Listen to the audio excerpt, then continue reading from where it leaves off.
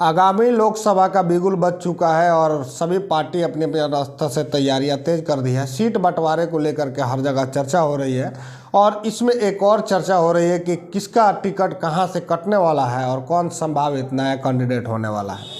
लेकिन हम पूरे बिहार की बात नहीं करेंगे इस वीडियो में, हम केवल सिवान सीट की बात करेंगे, सिवान लोकसभा सीट की बात करेंगे, क्योंकि ये सीट हमेशा चर्चा का विषय बना हुआ रहता है।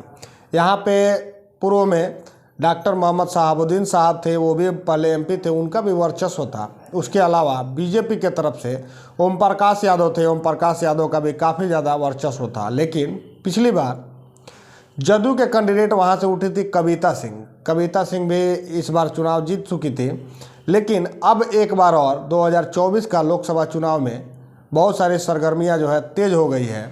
एक तरफ जो है ओम प्रकाश यादव कह रहे हैं कि अगर हमको टिकट नहीं मिलता है तो हम निर्दलीय चुनाव लड़ेंगे, और आपको पता होगा कि निर्दलीय चुनाव लड़ेंगे तो भाजपा के लिए कितना वोट जो है वो अपने खाते में लेकर के आ जाएंगे, ये किसी से छुपा हुआ नहीं है। दूसरी तरफ जदयू को अगर टिकट मिलता है, जदयू के प्रत्याशी वहाँ पे उतरते हैं, तो वहाँ पे एक चर्चा चल रही है कि कविता सिंह जो है वहाँ पे कैंडिडेट नहीं होंगे। तो कैंडिडेट अगर वो नहीं होती हैं तो उनके जगह पे कोई कुशवाहा करके हैं, उनको टिकट मिलने वाला है। अब वो कुशवाहा जी कितना टिकट लेकर के आ पाएंगे और कितने वोट लेकर के आ पाएंगे अपने पाले में, ये देखने वाली बात होगी। लेकिन लड़ाई जो है वो एकदम दिलचस्प हो जाएगी। एक तरफ अगर हम आपको बताते हैं तो एक तरफ ओम प्रकाश यादव रहेंगे और दूसरी तरफ अगर कविता सिंह उतरती हैं तो ये दो कोणीय मुकाबला होगा, और एक तरफ जदयू की तरफ से कुशवाहा जी उतरते हैं तो तीन कोणीय मुकाबला होगा, और चौथी तरफ हिना साहब हैं। तो हिना साहब की तरफ से अगर मुस्लिम वोट उधर से घसकता है तो हिना साहब का चुनावी कहेंगे कि बिगुल में बहुत बड़ा योगदान होगा और बहुत बड़ा वोट बैंक जो है उनका तरफ खिसकेगा। मुस्लिम वोट तो घसकेगा ही, उसके अलावा AIMIM पार्टी भी उनको सपोर्ट कर रही है। तो अगर पूरे मुस्लिम एक साथ में अगर उनका सपोर्ट करते हैं तो उनका जीतना लगभग तय हो जाएगा, क्योंकि भाजपा का जो वोट है, भाजपा का वोट एक तो ओम प्रकाश यादव के पास जाएगा, दूसरा जो है कविता सिंह जदयू में रही है तो जदयू के साथ भी उनका अलायंस था पहले भी, तो उन्होंने चुनाव जीता था, तो उनका भी वोट बैंक है। तो कुछ वोट जदयू के खाते में जाएगा तो कुछ वोट कविता सिंह के पाले में जाएगा। तो वोटों का बिखराव होगा, और जो वोटों का बिखराव होगा तो चार कोणीय वहाँ पे मुकाबला होगा, और चार कोणीय मुकाबले में संभावित जो है कोई भी जीत सकता है। और चारों जगह जब वोट बंटवारे होंगे तो उसमें लड़ाई बड़ा दिलचस्प होगी और देखने वाली होगी।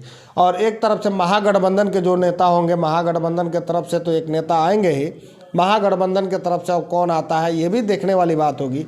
तो टोटल हम आपको चार बता रहे थे, और चार के साथ साथ एक और महागठबंधन के तरफ से जो भी कैंडिडेट आएंगे, या तो यूँ कहें माले के तरफ से भी आते हैं, तो टोटल 5 कोणीय मुकाबला होगा। तो पाँचों के पाँचों जो कैंडिडेट होंगे कोई किसी से कम नहीं है, क्योंकि पहले भी आपको बता दें कि पहले भी जब चुनाव हुए थे 2 बार हिना साहब जो है वहाँ से सिवान से लोकसभा चुनाव हार चुकी थी। उसमें वजह यह था कि एक तरफ महागठबंधन के तरफ से कैंडिडेट हिना साहब होती थी और दूसरी तरफ बीजेपी के तरफ से कैंडिडेट होते थे। तो वही वजह होती थी कि दोनों तरफ से काउंटिंग होती थी, और काउंटिंग में जो है हिना साहब लगातार हार जाती थी। लेकिन इस बार का जो मुकाबला है, इस बार का चुनाव जो है काफ़ी दिलचस्प होने वाला है। और इस बार का चुनाव में अगर ओम प्रकाश यादव जिस तरह वो कह रहे हैं, जिस तरह से चर्चाएं चल रही है कि वो निर्दलीय चुनाव लड़ेंगे, अगर कविता सिंह भी मैदान में निर्दलीय आ जाती हैं तो 2 कैंडिडेट ये हो गए, हिना साहब एक कैंडिडेट हो गई, 3 कैंडिडेट तो वहाँ पर निर्दलीय हो जाएंगे। और चौथा जो कैंडिडेट होंगे कुशवाहा जी जदयू के तरफ से हो जाएंगे, और 5वें कैंडिडेट अगर माले के तरफ से आते हैं या महागठबंधन के तरफ से आते हैं तो 5वें कैंडिडेट हो जाएंगे। तो इसमें इस कैलकुलेशन में अगर आप वोटों की कैलकुलेशन को अगर आप करना जानते हैं तो आप बहुत अच्छी तरह से अनुमान लगा सकते हैं कि इस बार सिवान की लोकसभा सीट में क्या कुछ होने वाला है। और हिना साहब का इस बार जीत का लगभग जो है कहेंगे कि तय माना जाएगा अगर ये इस तरह से मुकाबला होता है तो, क्योंकि 5 जगह जब वोटों का बिखराव होगा तो मुस्लिम वोट काफ़ी ज़्यादा पॉपुलर है कि वो हिना साहब के साथ जाएगा, काफ़ी ज़्यादा संभावित है कि वो हिना साहब के साथ जाएगा।